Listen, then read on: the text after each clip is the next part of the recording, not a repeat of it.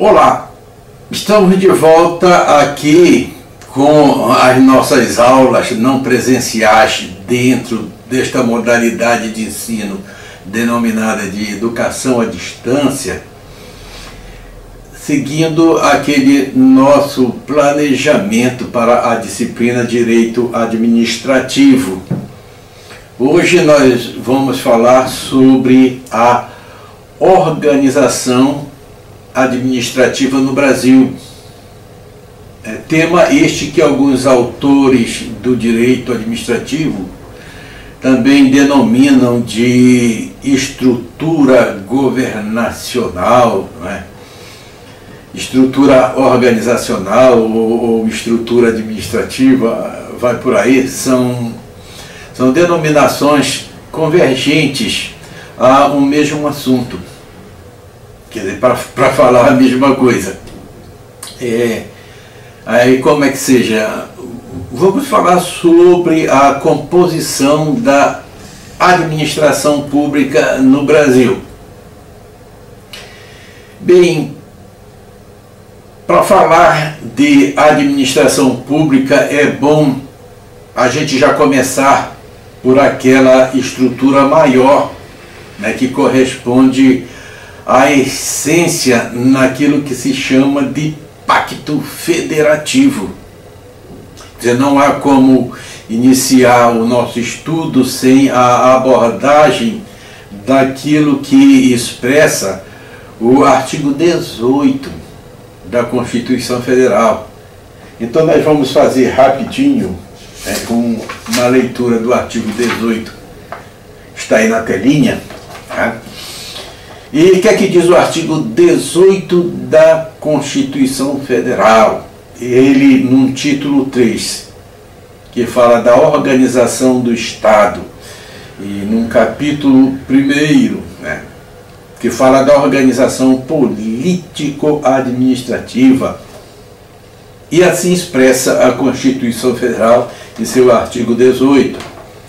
A organização político-administrativa da República Federativa do Brasil compreende a União, os Estados, o Distrito Federal e os municípios, todos autônomos nos termos desta Constituição. Então, isso aí é bom assimilar desde já que se trata daquilo que no direito constitucional nós denominamos de pacto federativo. O que é o pacto federativo? É justamente aquele conjunto harmônico da União, dos Estados, do Distrito Federal e dos municípios. Nós vamos falar basicamente sobre a organização administrativa da União Federal. Por quê? Olha, a União Federal, ela sempre funciona como se fosse um espelho para os estados e municípios. Embora que o artigo 18 da Constituição Federal diga que sejam todos autônomos, ao que induz possuírem um ordenamento próprio. Cada estado possui a sua Constituição, cada estado tem a sua Assembleia Legislativa, cada município tem a sua lei orgânica, tem a sua Câmara Municipal, são autônomos. Entretanto, não obstante a esta autonomia, os princípios e fórmulas da Constituição Federal são imperativos, daí que todos se auto-organizam num consenso, né, convergindo modelos e seguindo estruturas idênticas. Olha, uma coisa interessante, voltando um pouco para aquilo que falamos ainda há pouco. Quando nós dissemos assim que a União Federal funciona como se fosse um espelho, né, para as demais unidades federativas, né, com referência a isso, existe um princípio que se chama de princípio da simetria. Você já tinha ouvido falar sobre o princípio da simetria? Quando nós abordamos os princípios do direito administrativo, nós não falamos, mas vamos falar agora, porque o momento de falar sobre o princípio da simetria é agora. Então este princípio, ele é de bem afinidade toda vez que vem à baila a expressão pacto federativo. É um princípio assim com muita afinidade ao pacto federativo. Bem, mas no que consiste este princípio da simetria? Responda-se, é um pressuposto, né, de ordem didática, de que os estados, né, no exercício das suas competências para a auto-organização, recomenda-se devam idealizar, né, as suas estruturas com base nos modelos adotados pela União Federal. Então não é um princípio imperativo, mas sim ele é de ordem didática, né, idealizado pela doutrina. E ainda concernente a este princípio da simetria, observar padrões normativos da União Federal para outras questões de direito público dos estados e municípios. Nós chamamos a atenção de que isto não significa que sejam eles, os estados e Distrito Federal e municípios, sejam eles meros copiadores das normas federais.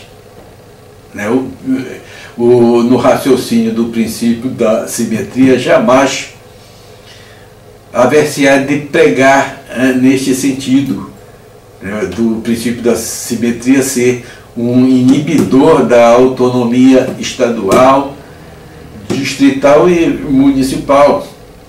Ele deve funcionar como um norte, né, mas não como um impeditivo à inovação, ao aprimoramento, a essa liberdade legiferante que possuem os estados, que também possuem, né, os estados, o Distrito Federal e os municípios. Existem autores que afirmam que este princípio da simetria já foi abolido da nova ordem constitucional. Eu li autores que dizem que ele era muito prestigiado na emenda constitucional de 1969, em face a um artigo 200, né? A emenda constitucional de 1969 é da Constituição anterior. Entretanto, isso que poder-se-ia idealizar como um imperativo na antiga ordem constitucional, pela existência de uma norma, hoje, como nós dissemos ainda há pouco, o princípio da simetria ele é de ordem didática e serve como pressuposto doutrinário. Alguns autores dizem que ele está mais presente, por exemplo, na questão, do teto constitucional, tá? Nos limites de despesas. entre as unidades federativas, municípios e União Federal, mais ou menos por aí. É oportuno esclarecer que este princípio da simetria não se aplica apenas para o norteamento dos estados com base apenas na observação daquilo que faz a União Federal. Vai muito mais além. Então, este princípio também pode servir para a observação daquilo que os demais estados da federação, neste sentido, estão fazendo como forma de idealização de parâmetros. Vamos observar o que está fazendo a União Federal, mas não custa nada a gente dar uma olhadinha no ordenamento dos nossos vizinhos, que são os estados. E, por exemplo, vamos ver como é que está a estrutura do município tal, do estado tal, e vai por aí. Aí vem aquela ideia assim, eles criaram uma autarquia, o município vizinho criou uma autarquia, o estado vizinho criou uma fundação, ou de outra sorte centralizaram tudo dentro, por exemplo, da sua secretaria tal, Secretaria de Saúde, Educação, Planejamento e por aí. Hipóteses. Ainda com relação a este princípio da simetria, vamos chamar a atenção que alhures as questões de estrutura organizacional, ele também serve para norteamento para outras questões do serviço público, tais como a busca de parâmetros para os planos de carreira, legislação de pessoal, remuneração de servidores, dentre outros. Ainda sobre o princípio da simetria, é interessante a menção de Rafael Carvalho Rezende de Oliveira, quando menciona sobre a extinção de uma autarquia, quando chama a atenção de que se uma autarquia somente possa ser criada por lei, é de certo que somente poderá ser também extinta através de outra lei. Então vamos criar parâmetros que sejam racionais. Prosseguindo, nós vamos agora passar a falar sobre a reforma administrativa do Decreto-Lei número 200 de 1967. Então, o Decreto-Lei número 200 de 1967, que dispõe sobre a organização da administração federal, estabelece diretrizes para a reforma administrativa e dá outras providências, ele diz assim: então, cria uma estrutura para a administração pública federal. Artigo 4º. Então, olha o que é que diz o Decreto-Lei número 200 de 1967. A administração federal compreende, inciso 1º, a administração direta, que se constitui dos serviços integrados na estrutura administrativa da Presidência da República e dos ministérios. Nós estamos falando justamente de organização administrativa da União Federal.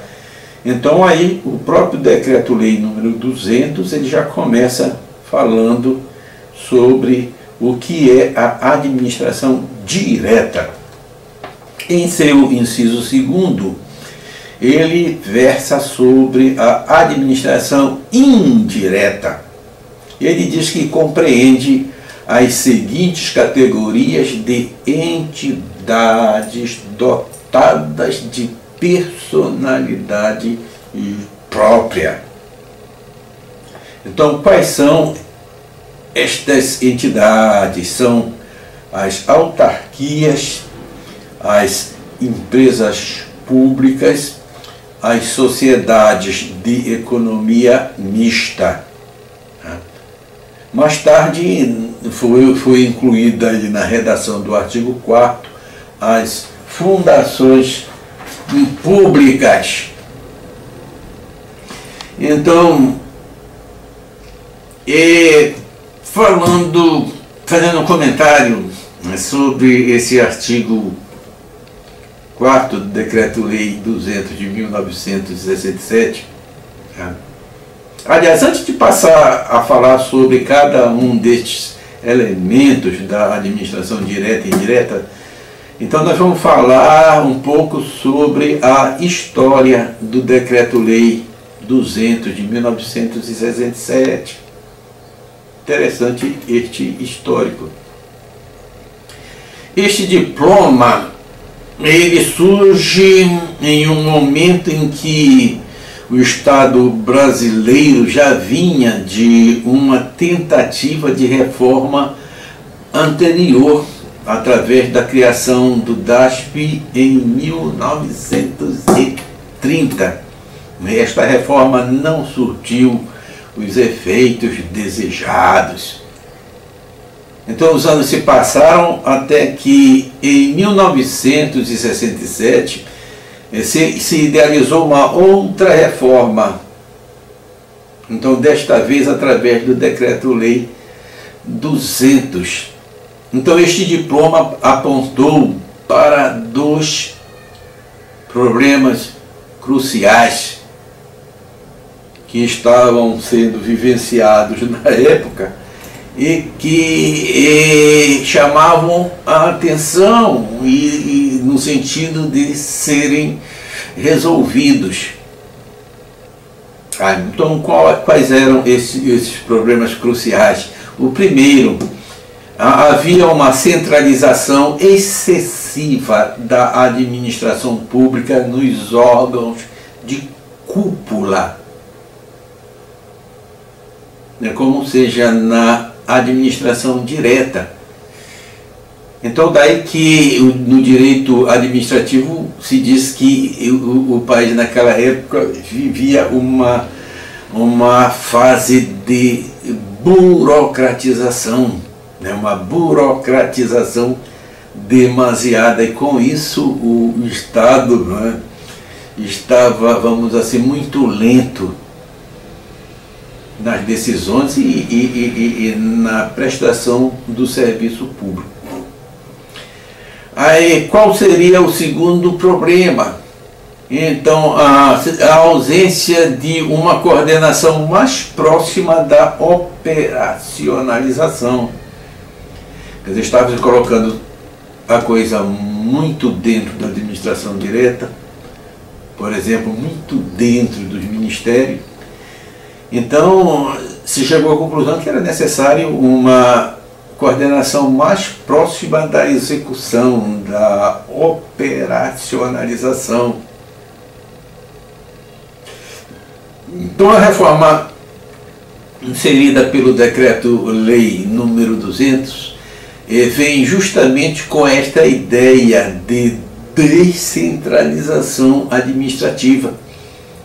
Daí que, neste sentido, houve o implemento de um novo modelo, com a reestruturação dos ministérios dentro da administração direta e a ampliação da administração indireta, com a criação de novos entes públicos, como seja novas autarquias, novas empresas públicas e sociedades de economia mista. E também se idealizou uma maior participação do setor privado com a terceirização de muitos serviços que eram executados pela administração direta. Terceirização. A gente vai ter um tema à parte, uma aula exclusiva sobre a terceirização do serviço público. Então vamos deixar para falar mais tarde. Vocês perceberam que nós fizemos uso de uma expressão, falamos em descentralização. E agora nós vamos também falar em outro, como seja a desconcentração. Descentralização e desconcentração. Embora que, se você for ao dicionário, você vai ver que no uso coloquial, o significado ele possa até ser convergente. É parecido, não é? Entretanto, para o estudo do direito administrativo, devem ser aplicados para situações distintas. Então, como se diz no direito administrativo, dizem respeito a fenômenos distintos. Então, assim sendo, nós vamos, a partir de agora, falar em centralização e descentralização. Aliás, centralização, descentralização e desconcentração, corrigindo. Então, quando a administração pública federal desenvolve a atividade administrativa de forma centralizada, ela o faz através da sua administração direta, como seja, através da Presidência da República e dos ministérios. Então, já quando a administração faz de forma descentralizada, é porque ela cria e dá personalidade jurídica para novos entes públicos, que, embora de forma vinculada a algum ministério, entretanto passam a existir fora da estrutura dos ministérios, justamente para exercer atividades que em princípio seriam da competência de algum órgão da administração direta. Então é justamente com este propósito de descentralizar para melhor prestação do serviço público que ocorre a formação dos entes que compõem a administração indireta. Nós já descrevemos aí no artigo 4º do Decreto-Lei 200 de 1967, administração indireta, autarquias, fundações, empresas públicas. Então, nós vamos pegar aqui um exemplo. Vamos pegar a legislação, aliás, vamos pegar um artigo da Constituição Federal. Então vamos lá, o artigo 196.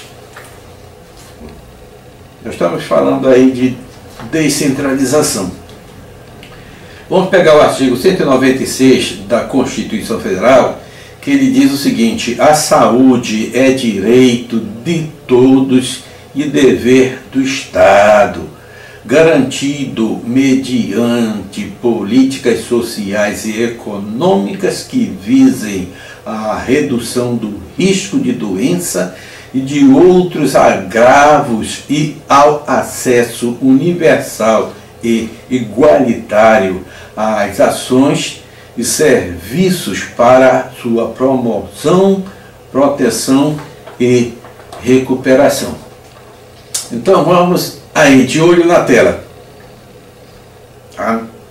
Então, quando se diz que a saúde é um dever do Estado, a primeira coisa que vem na cabeça das pessoas é o Ministério da Saúde, né, como integrante da administração direta. Se alguém tem algum problema de saúde no Brasil, alguém vai perguntar: ei, cadê o Ministério da Saúde? O que é que está fazendo? E vai por aí. Tá? Ocorre que o Ministério de Saúde tem a sua estrutura de organização e de pessoal essencialmente voltada para o nível de direção, né, de cúpula. Daí que as suas ações de forma centralizada, né, como organização de comando, elas são dispersas em relação ao lado operacional, aquele de executar, fazer cumprir, aquele de efetivar. Óbvio que neste ponto emerge aquele princípio da especialidade que nós já falamos na aula passada. Quer dizer, a necessidade da criação de uma entidade pública para cuidar especificamente da execução das ações de saúde e no país. Quer dizer, mais afeta a operacionalização.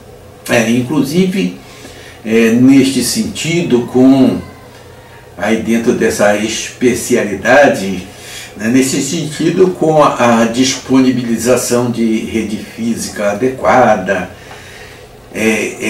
equipamento, laboratórios, pessoal treinado, a parte de recursos humanos. Aí o que é que acontece? Então, a União Federal percebe que há necessidade de promover a descentralização. Então, vamos desafogar o Ministério da Saúde. Aí o que é que aconteceu? Através da Lei 8.029 de 1990, a União foi autorizada a instituir uma pessoa jurídica de direito público denominada de FUNASA, que é a Fundação Nacional de Saúde. Então deu aí para entender esta mecânica da descentralização. Então, se você precisa de um remédio, você precisa de um exame laboratorial, se você precisa de uma consulta médica, olha, não vá lá no Ministério da Saúde, não. Procure a Fundação Nacional de Saúde, que é ela, de forma descentralizada, que cumpre esse lado operacional do sistema de saúde, né, no Brasil. Prosseguindo, é interessante ainda sobre a descentralização, aquela classificação de Eli Lopes Meireles, o nosso saudoso Eli Lopes Meireles, quando faz menção a duas formas de descentralização, como seja a descentralização por outorga e a descentralização através da delegação. Outorga e delegação. Então, a outorga se dá quando a descentralização é feita através da lei, né, como foi citado o caso aí da FUNASA, Fundação Nacional de Saúde. Então, a pessoa jurídica criada pela lei recebe tanto a titularidade, como seja, ela passa a agir em seu nome, quanto a executoriedade, né, daquela atividade descentralizada.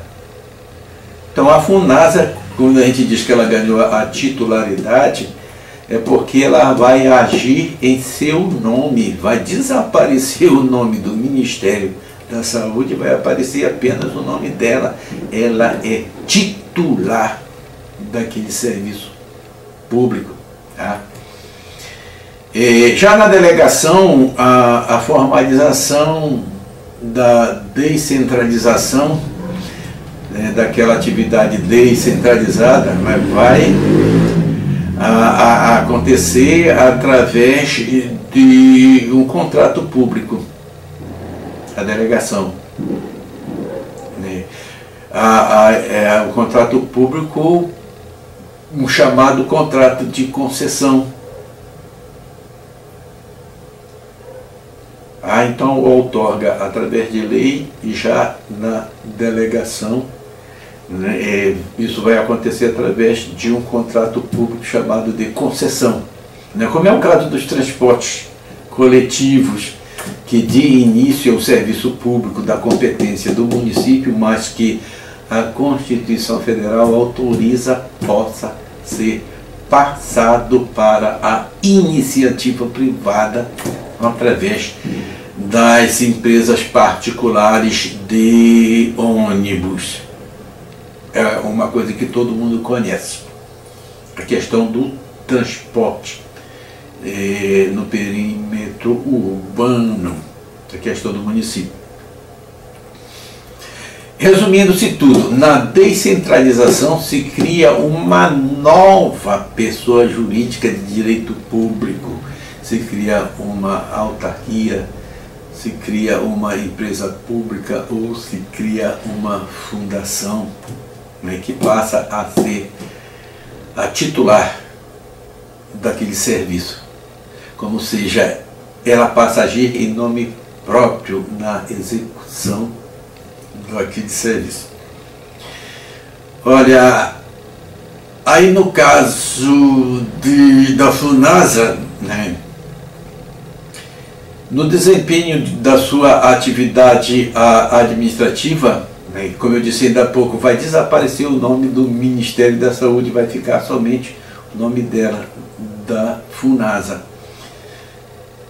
Por último, vamos falar da desconcentração. Como dito, embora que no dicionário exista convergência de significado, entretanto, para o direito público, são fenômenos distintos. Na desconcentração não se cria nenhuma pessoa jurídica nova, né, que passaria em tese a existir fora da estrutura daquele determinado órgão, mas sim dentro do organograma daquela unidade administrativa se procede um remanejamento de atribuições e competência, mantendo-se a subordinação e aquela hierarquia da inicial é mantida para a nova unidade criada ou desmembrada, né? Seja um departamento, uma nova divisão, uma nova seção. Você já deve ter ouvido falar em organograma. Então, enquanto que na descentralização se cria uma pessoa jurídica, na desconcentração não se cria nada. Então, ocorre dentro da ordem interna de um mesmo órgão.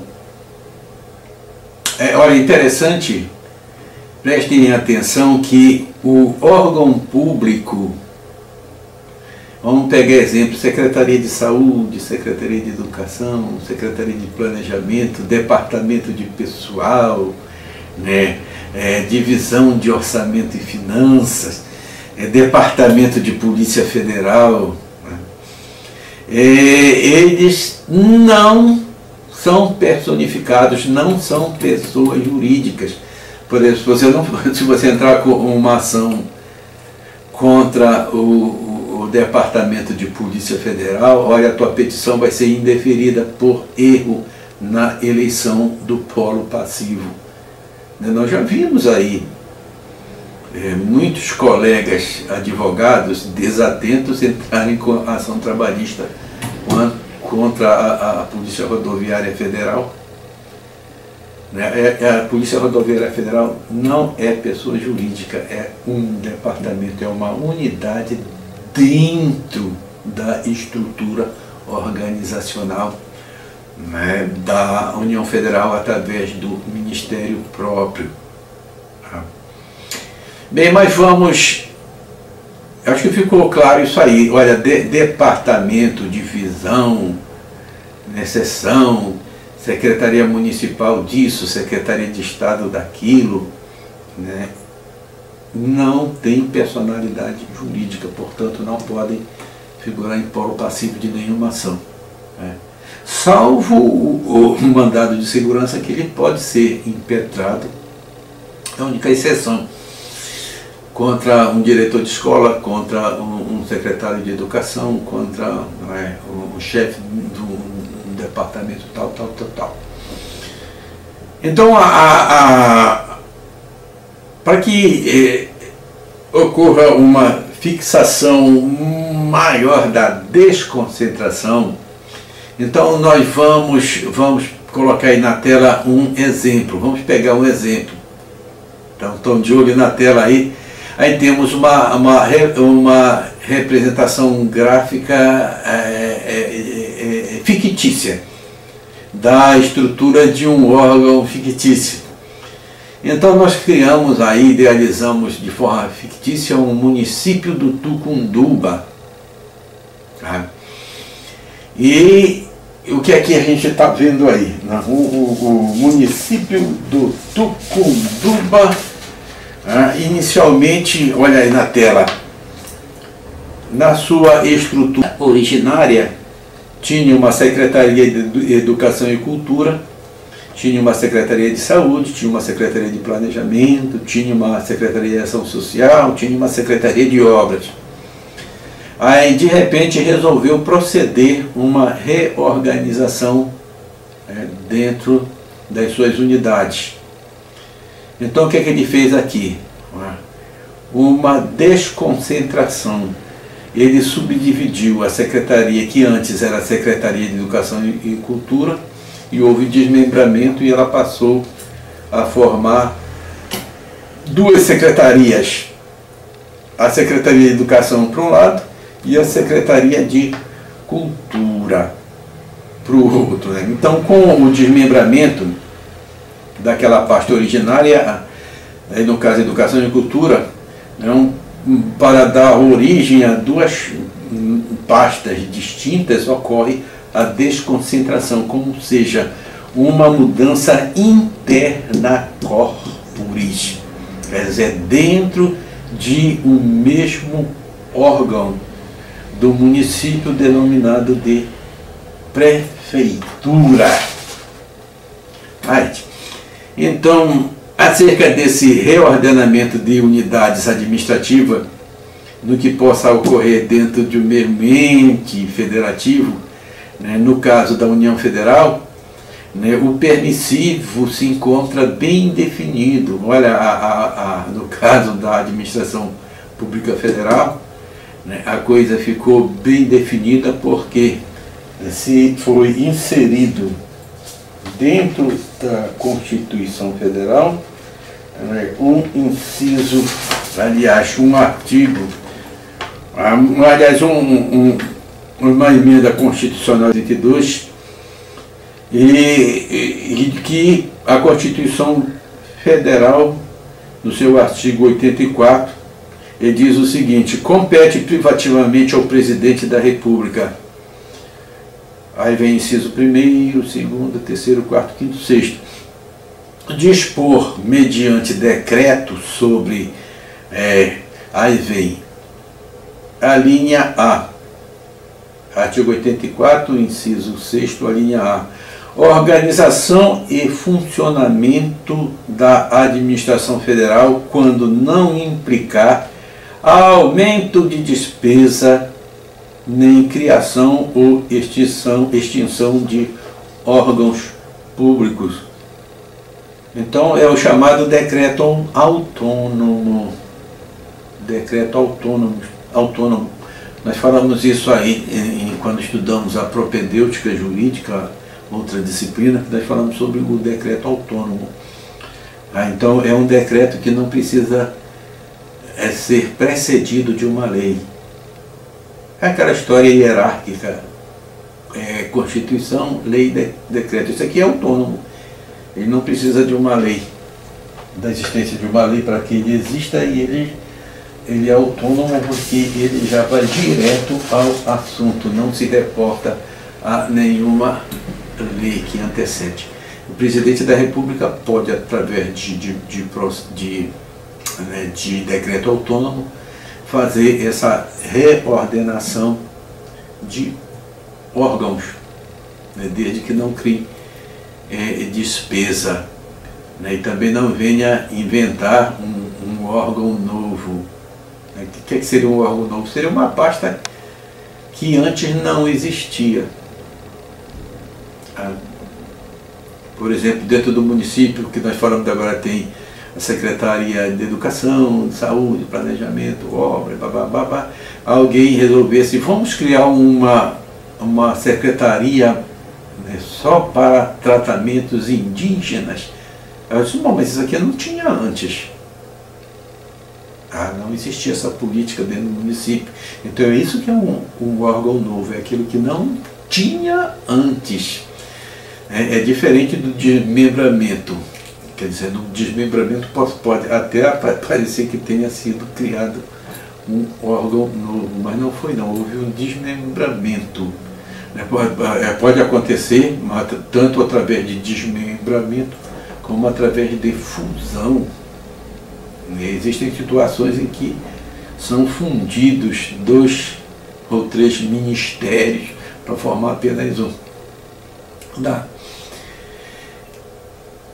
Quanto àquela divisão feita pelo artigo 4º do Decreto-Lei 200 de 1967, que nós já colocamos aí na telinha,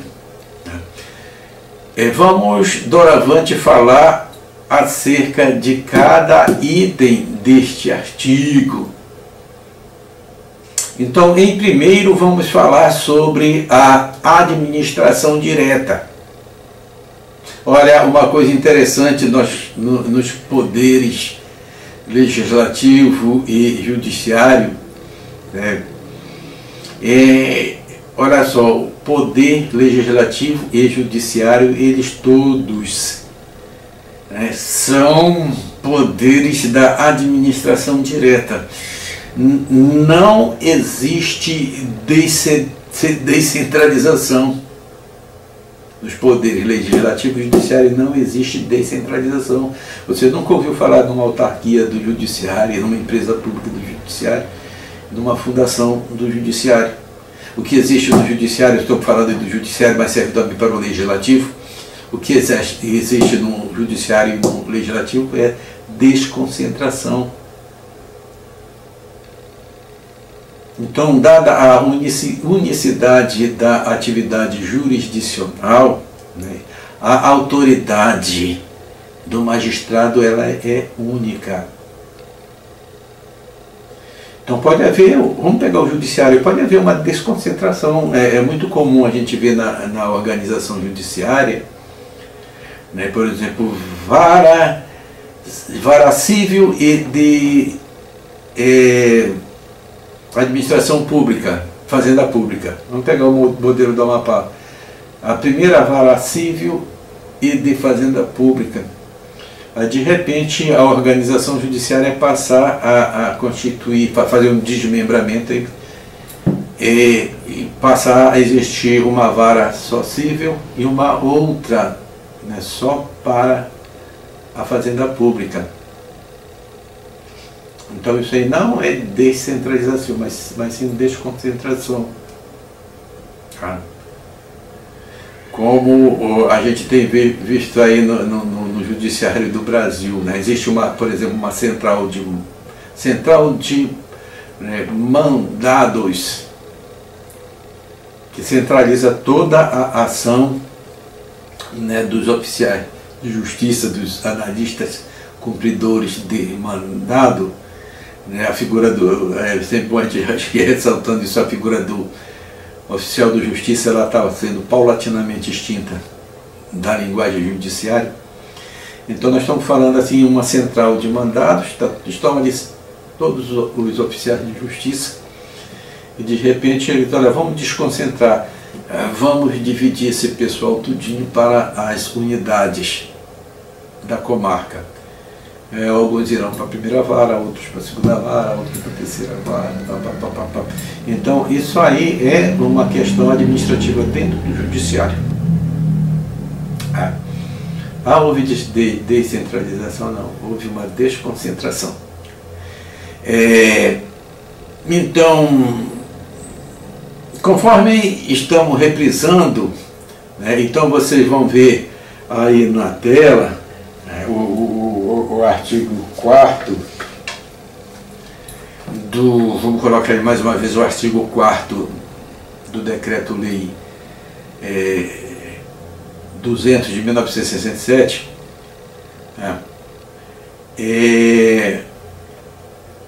nós estamos falando aqui de administração pública direta. Vamos continuar falando sobre administração pública direta. Então, olha aí, como uma atividade complementar a esta videoaula, né, vocês irão aí no Google, olha a atividade aí extra, vão aí no Google e coloquem lá Lei 9649 de 1998 e Lei 13.844 de 2019. Anotem aí, e assim que terminarem de assistir a videoaula, vão lá no Google e coloquem essas leis, salvem e leiam. Então estas leis, elas dispõem sobre a atual organização da Presidência da República e dos ministérios, né? Aí vamos logo se familiarizando com o direito escrito. Bem, mas vamos voltar para o Decreto-Lei número 200 de 1967. E inicialmente o Decreto-Lei 200 criou 16 ministérios. Nós estamos falando da administração pública direta, né, cujo quantitativo foi posteriormente modificado através de outras leis. É muito antigo, claro que isso aí já mudou. Vieram outras leis que extinguiram ou criaram ou desmembraram ou fundiram os ministérios, né? Então, como eu disse assim, os ministérios eles podem ser modificados, né, sempre através de uma lei. Agora vamos a uma interessante pergunta. Olha a pergunta aí, como é que se dá a criação, né, a extinção e a fusão, né, dos ministérios? Interessante, uma boa pergunta para uma prova, né? Então responda-se que tanto a criação quanto a extinção de um ministério, ela sempre vai ocorrer através de uma lei, né? Sempre através de uma lei. Então, neste sentido, nós vamos dar uma lida aqui rapidinho, né, do artigo 48 da Constituição Federal e vamos ler, vamos observar aqui o seguinte. Estamos falando aqui de criação de ministério, administração direta. Artigo 48. Cabe ao Congresso Nacional, com a sanção do Presidente da República, não exigida esta para o especificado nos artigos 49, 51 e 52, dispor sobre todas as matérias de competência da União, especialmente sobre a criação, aí vem inciso 1º, 3º, 4º, inciso 11, criação e extinção de ministérios e órgãos da administração pública. Então essa expressão aqui, órgão da administração pública, é uma determinação constitucional mais voltada para o primeiro escalão. Os órgãos de uma afinidade maior com o poder de decisão de cada ministério. Tá? Órgão da administração pública. Já pensou se para criar um órgão de pessoal, um órgão de diária, de pagamento de diárias na Unifap precisasse de uma lei? Então prestar atenção aí, né? A Constituição ela não está descendo aqui as questiúnculas, mas esse é um preceito mais afeto àquilo que está mais pertinente ao primeiro escalão. Mais adiante, o artigo 88 da Constituição Federal diz assim: a lei disporá sobre a criação e extinção de ministérios e órgãos da administração pública. Então, aí, criação e extinção de órgão só pode acontecer através de uma lei. Aí outra questão interessante, tem criação, tem extinção, mas também tem fusão, né, e desmembramento de ministério. Então vamos pegar a fusão de 2 ministérios. Isso também somente poderá ocorrer através de uma lei. Eu citei ainda agora a Lei 13.844, que ela é recente, né, de 2019. Então nós temos ali, se você pegar essa Lei 13.844 de 2019, você vai ver ali no artigo, salvo engano, artigo 57 da lei, que está ali um exemplo de junção de vários ministérios, a chamada reforma ministerial. Então várias partes foram aglutinadas e passaram a constituir uma só, né, mas também através de lei. Então, feito isso, vamos sair da administração direta e vamos passar a falar doravante sobre a administração indireta. Então, como eu disse ainda há pouco, embora que o texto original do Decreto-Lei número 200, ele não tenha inserido as fundações, o texto original, entretanto, com a derrogação no seu artigo 4º, foram inseridas as fundações públicas, através de uma lei de 1987, já em 1987, lei 7596, foram inseridas as fundações. Então passaram a ser 4 os membros da administração indireta. Então, vamos começar pelas autarquias. Vamos passar a falar sobre a administração indireta, as autarquias. Então, quanto à existência das autarquias, elas nascem com suas finalidades definidas na lei que as cria. Daí que a doutrina classifica em 2 espécies. Aí nós vamos colocar assim, letra A e B. Letra A, as autarquias comuns ou ordinárias. E letra B, autarquias especiais, em regime especial. Então nós vamos passar agora aí na tela um quadro contendo aquilo que é comum para todas as formas de autarquia. Então, de olho na tela. Então temos aí o que é comum a todas as autarquias. Então vamos primeiramente ao conceito.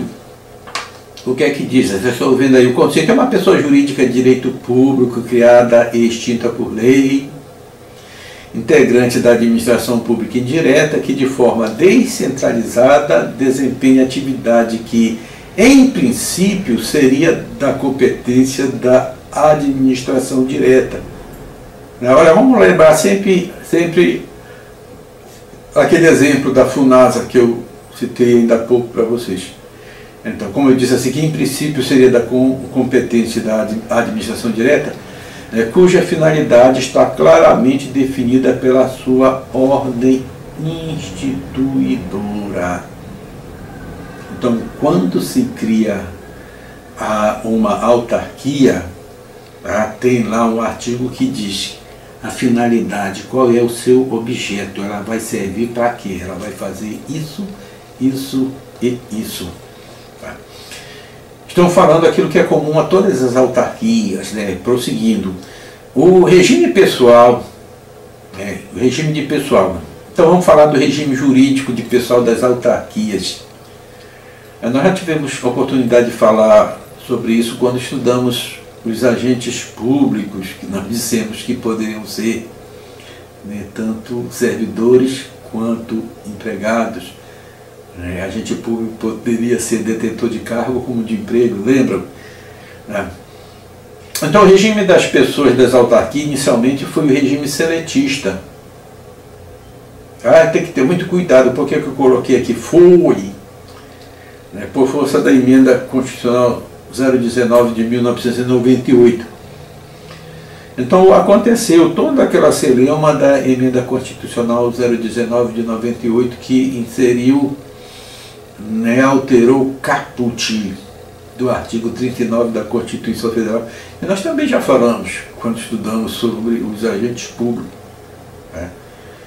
Quer dizer, entre a emenda constitucional 019 e mais a decisão do Supremo Tribunal Federal em 2007, se não me engano, se passaram 9 anos, então foram inseridos seletistas dentro das autarquias. Foi o que aconteceu, como eu disse na aula passada, na videoaula passada, nesses 9 anos aí de espera, de indecisão, de recalcitrância do Supremo Tribunal Federal, que foi o que aconteceu. Os municípios, os estados e até a União Federal instituíram em seus cargos o regime seletista. Mais tarde veio a decisão do Supremo Tribunal Federal e que julgou, restabeleceu a antiga redação do caput, quer dizer, voltou o regime jurídico único. Então, não teve outra alternativa senão essa questão dos seletistas das autarquias, das agências reguladoras, já vinha sido discutido no Supremo. Então, o que foi que aconteceu?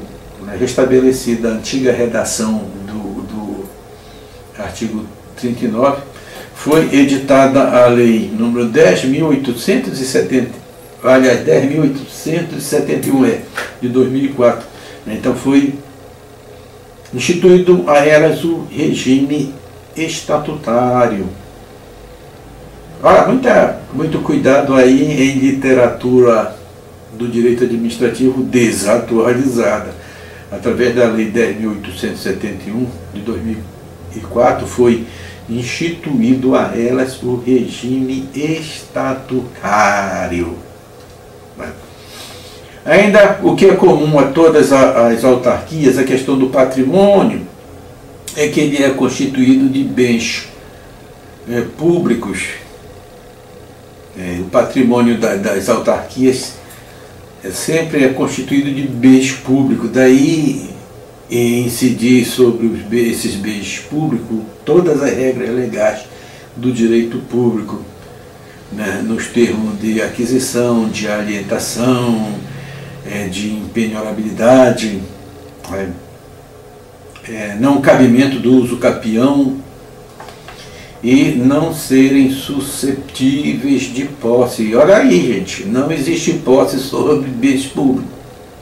Não existe posse sobre terra pública. Quem está lá morando no que não é seu dentro de terra da União Federal, nunca vai poder dizer que tenha posse. Ele tem uma detenção precária de terra pública. É esse que é o nome jurídico, não é posse não. Detenção precária de terra pública. Tá? Ainda o que é comum, a imunidade tributária, né, que é vedada, a vedação da instituição de imposto sobre o patrimônio e renda e os serviços das autarquias. Tá? Assim como o pessoal da administração direta tem imunidade tributária, os órgãos, aliás, as autarquias também têm. E as prerrogativas processuais, as autarquias são consideradas fazenda pública. Né? São consideradas em juízo como fazenda pública. Daí que gozam de todos os privilégios da legislação processual. Dentro deste estudo das autarquias, nós vamos dispensar um estudo específico para as autarquias especiais, né, que são as agências reguladoras. Autarquias especiais, que são as agências reguladoras. Então é importante destacar que a expressão agência, que consagrada na legislação, quer dizer, é apenas um rótulo que foi atribuído para as autarquias. Quer dizer, nós estamos diante de uma nomenclatura recente dentro do direito administrativo brasileiro. Então, quando você vê essa expressão agência, então você já sabe que é uma autarquia. Tá? Então, as agências reguladoras de regime especial, elas serão assim definidas na própria lei que as cria. Então, existem agências comuns ou ordinárias e, do outro lado, existem as agências especiais. Então, é justamente a lei que cria que vai definir se esse regime é especial, ou mesmo se ela é uma agência regulamentadora. Então a lei cria, como eu disse, vai dizer sobre o seu regime diferenciado e que ela é uma agência de regime especial. As agências reguladoras em face ao seu regime especial, quer dizer, elas têm o seu campo bem maior do que as autarquias comuns. Quer dizer, enquanto as autarquias comuns, elas estão muito ligadas apenas à prestação do serviço público, né? As agências reguladoras, elas vão além da prestação do serviço público.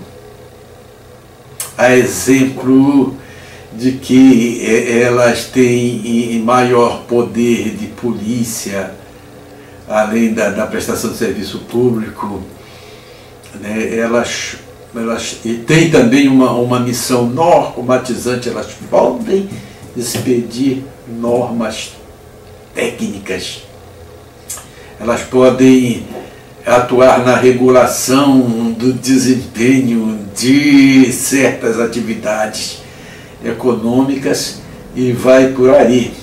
Quando a gente fala poder de polícia, muitas agências reguladoras, elas têm essa missão de fiscalizar, de cobrar e inclusive de aplicar sanções. Então, estas agências reguladoras, elas foram instituídas a partir da década de 90. Então, nós temos já muitas agências reguladoras. Vamos ver aí na telinha. As suas foram criadas, essas agências aí, agência reguladora, temos a Agência Nacional de Energia Elétrica, a ANEEL, temos a Agência Nacional de Telecomunicações, a Anatel, temos a Agência Nacional de Petróleo, que é a ANP, a Agência Nacional do Cinema, que é a Ancine, a Agência Nacional de Aviação Civil, a ANAC, a Agência Nacional de Transportes Aquaviários, a ANPAC, a Agência Nacional de Transportes Terrestres, a ANTT, a Agência Nacional de Vigilância Sanitária, a Anvisa, a Agência Nacional de Saúde Suplementar, a ANS, aí a Agência Nacional de Águas, que é a ANA. São essas as siglas aí das nossas agências reguladoras que foram criadas no Brasil. E prosseguindo, ainda no estudo da administração indireta, vamos falar sobre, doravante, sobre, saindo das agências, das autarquias, vamos falar agora, passar a falar sobre as empresas estatais. Então, as empresas estatais, elas podem existir sobre três formas, como seja, empresas públicas, sociedades de economia mista e sociedades controladas pelo Estado. Então, em primeiro, nós vamos pegar um conceito da doutrina acerca das empresas públicas e das sociedades de economia mista. Então, nós temos aí na tela um conceito que é de Rafael Carvalho de Oliveira. Então, como é que ele define as empresas públicas? Então, assim ele diz: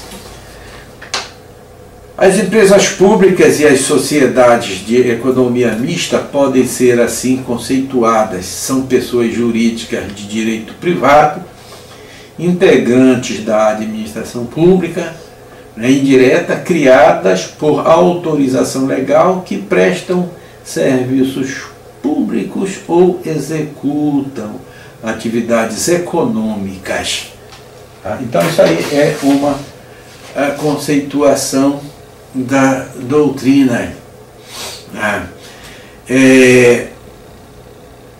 Para falar sobre as empresas públicas estatais, onde são incluídas as empresas públicas e as sociedades de economia mista, então vocês vão precisar novamente ir aí no Google, coloca lá no Google, Lei 13.303 de 2016. Então, o que é que vocês vão encontrar aí? Vocês vão encontrar aí o Estatuto Jurídico da Empresa Pública, da Sociedade de Economia Mista e das suas subsidiárias no âmbito da União, dos Estados, do Distrito Federal e dos municípios. Depois da aula vamos entrar no Google aí para pegar a Lei 13.303 de 2016.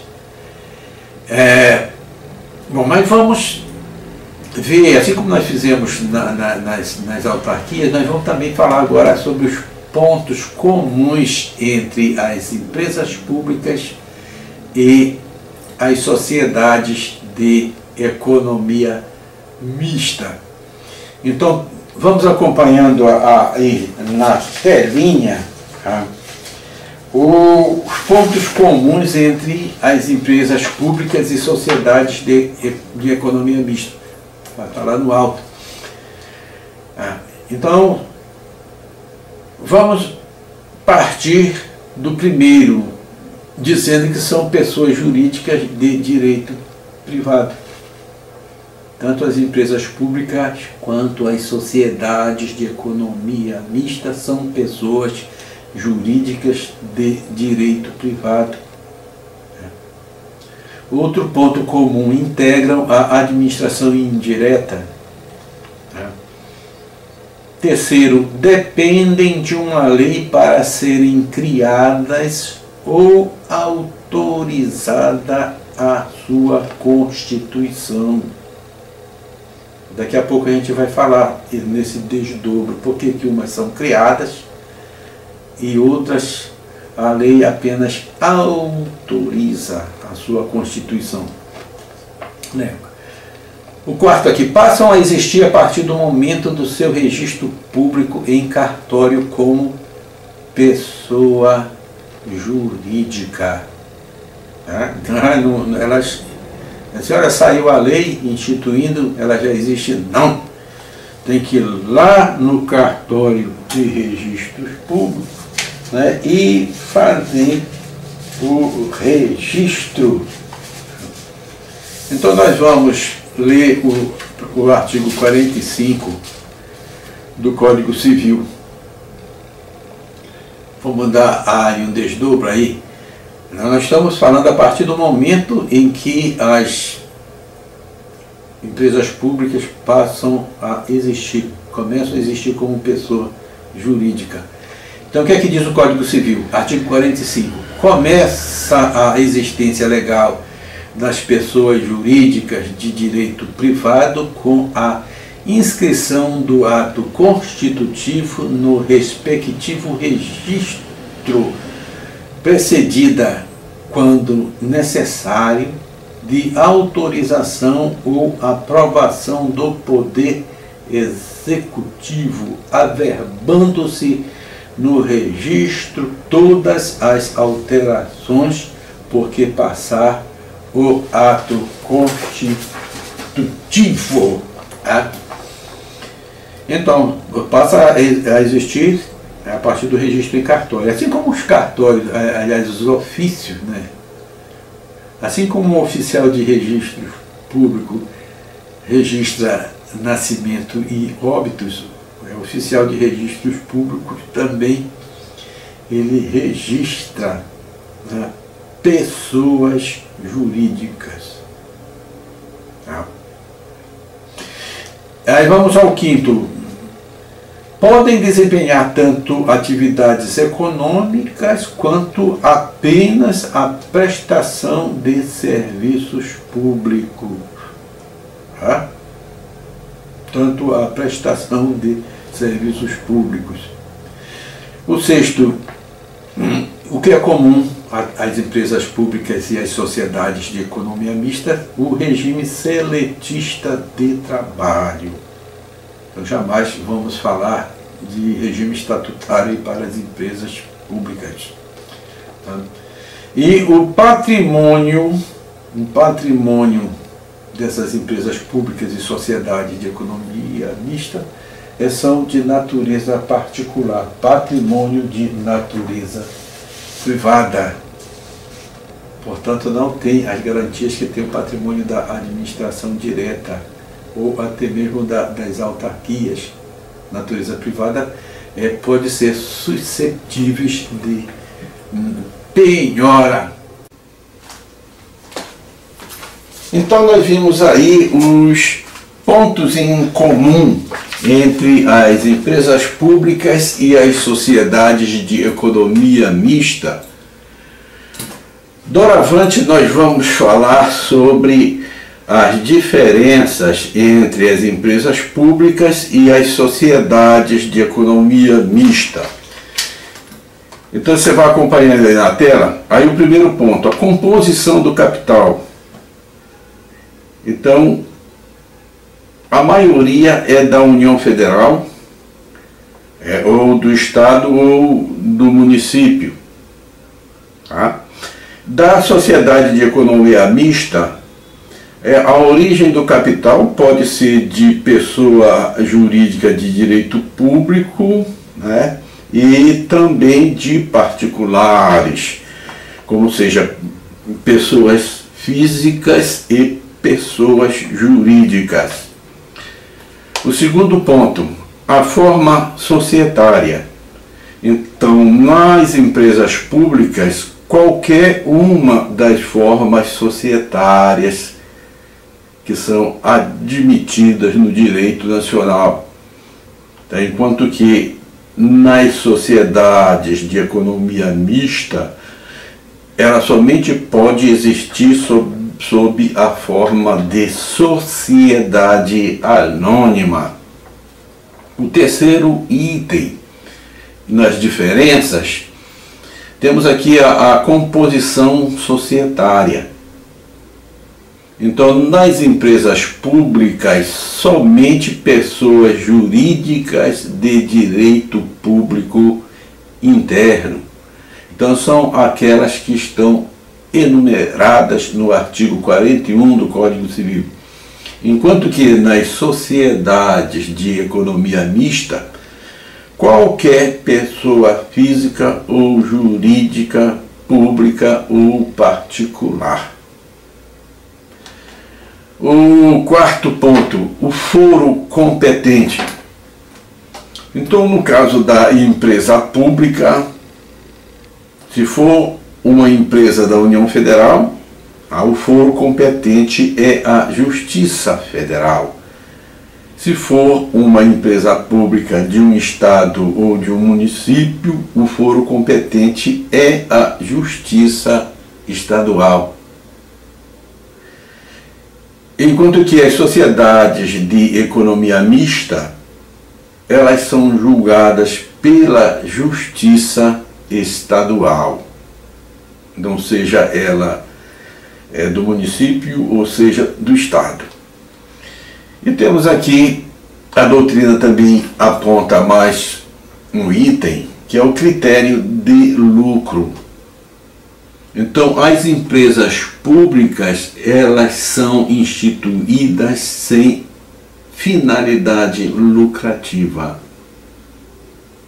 Enquanto que as sociedades de economia mista, elas são instituídas com finalidade lucrativa. Por último, nós vamos falar sobre as fundações estatais.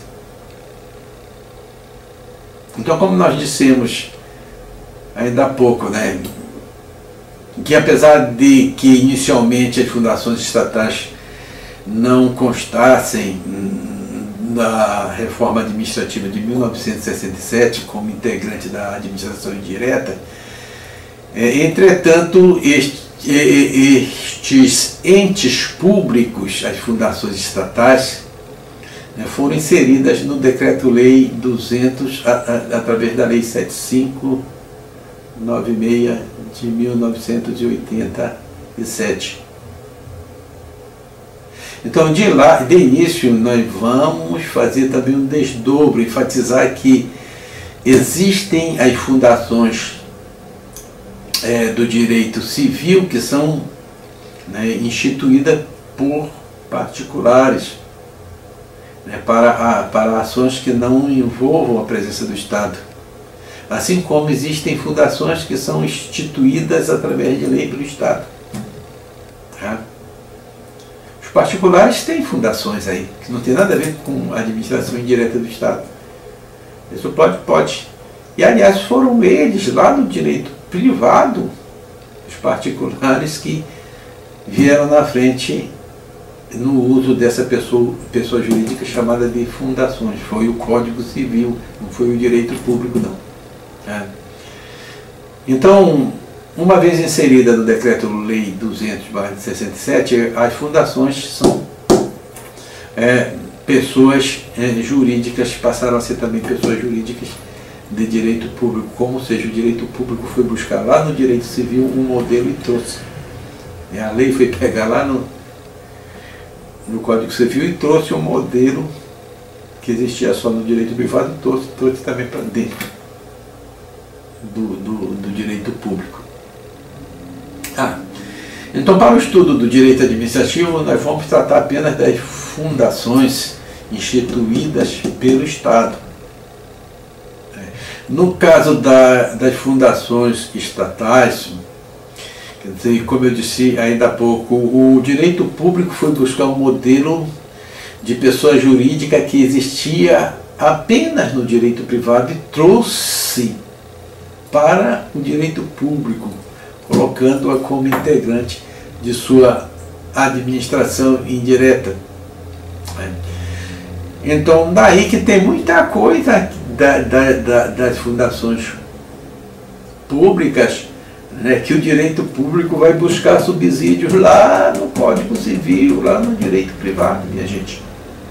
Já tive outras oportunidades de falar, olha, o direito público, muitas vezes ele vai buscar subsidiariamente, né, informações no direito privado. Aí, no caso, o Código Civil. Então, tomando-se a essência do direito privado, né, as fundações em geral são pessoas jurídicas sem fins lucrativos. Está no direito privado? Então, essa natureza, esta essência, ela traz para o direito público também, cujo elemento essencial é a utilização de um patrimônio para a satisfação de objetivos sociais que são definidos pelo seu instituidor. Então, novamente, olha, o direito público vai lá no direito privado, olha, e traz esta referência das fundações e aplica também no direito público. Mas vamos falar apenas das fundações estatais ou fundações públicas. Então, a doutrina ela usa essas duas nomenclaturas. Ela tanto chama fundações estatais quanto chama fundações públicas. O Decreto-Lei 200 de 67 preferiu chamá-las de fundações públicas. Então, quanto à natureza jurídica, as fundações estatais, elas podem ser de direito público e de direito privado. Então, para a gente trabalhar melhor essa questão de fundações de direito público e fundações de direito privado, até para evitar confusão, vamos usar a nomenclatura de fundações estatais. Então, como saber a diferença entre as duas, fundações estatais de direito público e fundações estatais de direito privado? Então, isso aí dependerá da opção legislativa. É a lei instituidora que irá definir. Então, se o legislador entender que deva aquela desiderada fundação ser uma pessoa jurídica, né, com um objeto muito próximo ao objeto das autarquias, olha só, uma fundação que ela se parece mais com uma autarquia do que com uma fundação.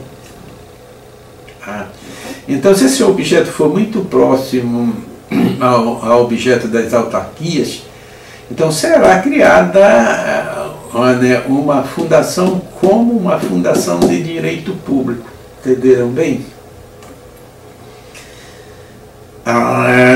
Inclusive, o tratamento que é dado para as fundações públicas, ele se assemelha com o tratamento que é dado para as autarquias. Daí que existem várias passagens dentro do direito, né, inclusive dentro das decisões do judiciário, que tratam a fundação pública como uma autarquia que foi criada com outro nome.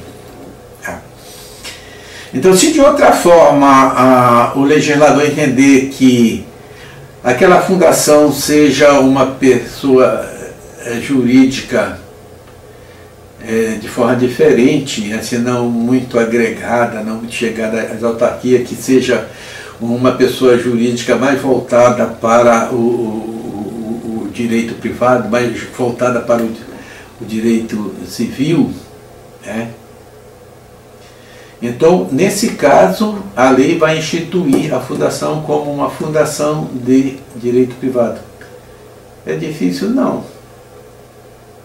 Você, para entender melhor, né, o que é uma fundação, uma fundação estatal de direito privado, dê uma olhadinha no artigo 62, né, do Código Civil. Estou dando aí mais uma atividade extra-aula. Vamos dar uma olhada no artigo 62 do Código Civil. Então, se foi criada para um desses itens do artigo 62 do Código Civil, então a administração pública lançará na sua lei autorizadora que seja na forma de uma fundação de direito privado. Então, o que é que vai acontecer? O poder público não vai criar, mas sim vai autorizar, né, a criação, a instituição de uma fundação de direito privado. Então, olha aí, uma coisa que merece uma atenção especial. As fundações de direito público são criadas pela lei, enquanto que as fundações de direito privado, a lei não cria, a lei apenas autoriza a sua criação. Então, devendo-se, em caso, fazê-lo em cartório, como registro pessoa jurídica com base no artigo 45, né, do Código Civil. Nós já tivemos aqui a oportunidade de falar sobre o artigo 45 do Código Civil, mas vale a pena reprisar colocando aí na tela para a leitura de vocês. Diz o direito: quod abundat non nocet, quer dizer, aquilo que abunda não prejudica. Então, saindo da tela e voltando para nós, para facilitar o entendimento, nós vamos colocar uma sinopse das diferenças entre as fundações de direito público e as fundações de direito privado. Tá?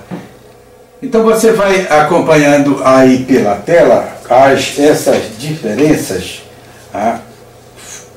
fundações de direito público e fundações de direito privado. Então temos aí o primeiro item, as diferenças. Vamos acompanhando aí. Número 1, sobre a lei instituidora. Nas fundações de direito público, a lei cria. Nas fundações de direito privado, a lei apenas autoriza a criação. Tá? Aquela história aí do artigo 45 do Código Civil. O objeto das fundações de direito público tem grande afinidade com o objeto das autarquias. Ela é muito próxima da administração direta. Enquanto que as fundações de direito privado, elas têm afinidade voltada para o artigo 62 do Código Civil. Tá? Outra diferença com relação ao terceiro item, regime de pessoal. Nas fundações de direito público, o regime é estatutário, portanto são regidos pela Lei 8.112, enquanto que as fundações de direito privados, o regime é seletista, como seja, da consolidação das leis do trabalho. O quarto, item quarto aqui, patrimônio. Nas fundações de direito público, os bens são adquiridos pelo Estado. E nas fundações de direito privado, os bens são adquiridos por particulares. O Estado pode. Não há nenhuma proibição de que nas fundações de direito privado o Estado também oferte bens através da doação. Passando para o quinto item das diferenças entre as fundações de direito público e as fundações de direito privado. Quinto item. Vamos falar sobre o foro processual. Aqui nós fizemos um desdobro. Letra A e B. Fundações de direito públicos da União e fundações de direito público dos estados e municípios. Então, se a fundação de direito público for da União Federal, o foro processual competente é a Justiça Federal. Se a fundação de direito público pertencer a um estado ou a um município, o foro competente é a Justiça Estadual. Enquanto que as fundações de direito privado, com relação ao foro processual, sempre será da Justiça Estadual. Fundações de direito privado, o foro competente sempre será da Justiça Estadual. E o próximo item das prerrogativas processuais, o sexto item, as fundações de direito público, elas gozam de todos os privilégios da fazenda pública, a contagem de prazo em dobro, a intimação pessoal, o recurso ex officio, duplo grau de jurisdição e vai por aí. Tá? Enquanto que as fundações de direito privado não gozam dos privilégios da fazenda pública, daí que nós colocamos aqui, sem os privilégios da fazenda pública. E prosseguindo, por último, vamos falar um pouco sobre os consórcios públicos. Então, os consórcios públicos também se inserem na descentralização administrativa, desta vez não em razão do Decreto-Lei número 200/67, mas sim nos termos da Lei 11.107, que é de 2005. Então, como pessoa jurídica de direito público na forma de uma associação pública. Olha aí, essa Lei 11.107 de 2005, ela inseriu no Código Civil uma nova pessoa jurídica de direito público, como seja a forma de associação pública. Então, no que consistem estes consórcios públicos? Na realidade, eles são constituídos assim numa forma de acordo, de pactuação, podemos dizer assim, de parceria também. Então, consistem numa contratação entre entes federados para a realização de objetivos de interesses comuns. Então, primeiramente, esses entes federados, estados, municípios, Distrito Federal, União, eles elaboram um documento chamado Protocolo de Intenções. Então, os objetivos e os interesses comuns serão descritos em um documento chamado de Protocolo de Intenções. Então, este protocolo de intenções deverá prever a personalidade jurídica do grupo, Então pode se constituir tanto numa associação pública, ou como pode se constituir em uma pessoa jurídica de direito privado. Então a lei, ela dá esta alternativa.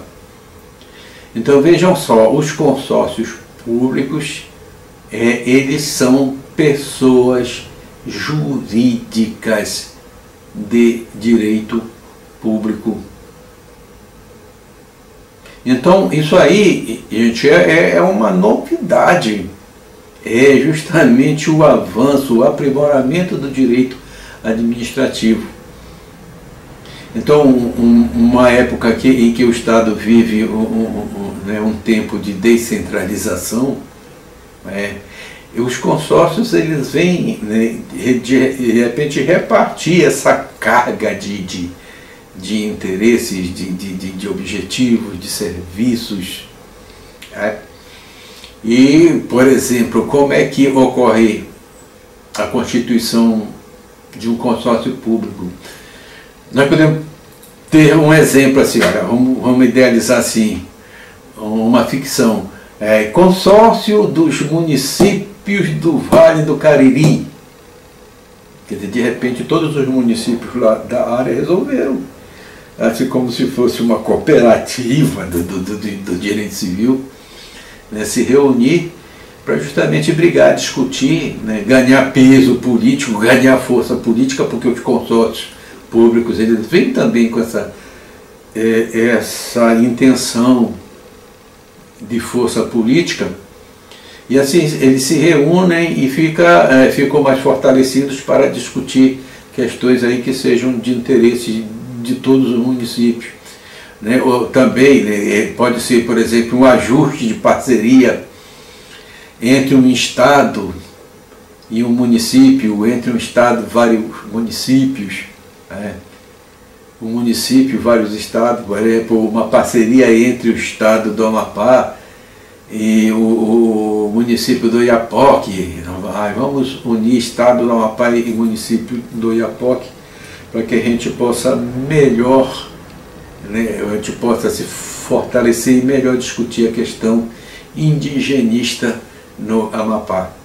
Então, entenderam bem o que é, né, um consórcio público? Bem, falamos e chegamos aos finalmente. Bem, por aqui nós concluímos mais uma videoaula dentro do conteúdo programático da disciplina Direito Administrativo. Estamos aqui trabalhando em forma de videoaula, justamente devido à suspensão das nossas aulas presenciais. Concluímos aqui mais uma videoaula e saudações a todos e até a próxima!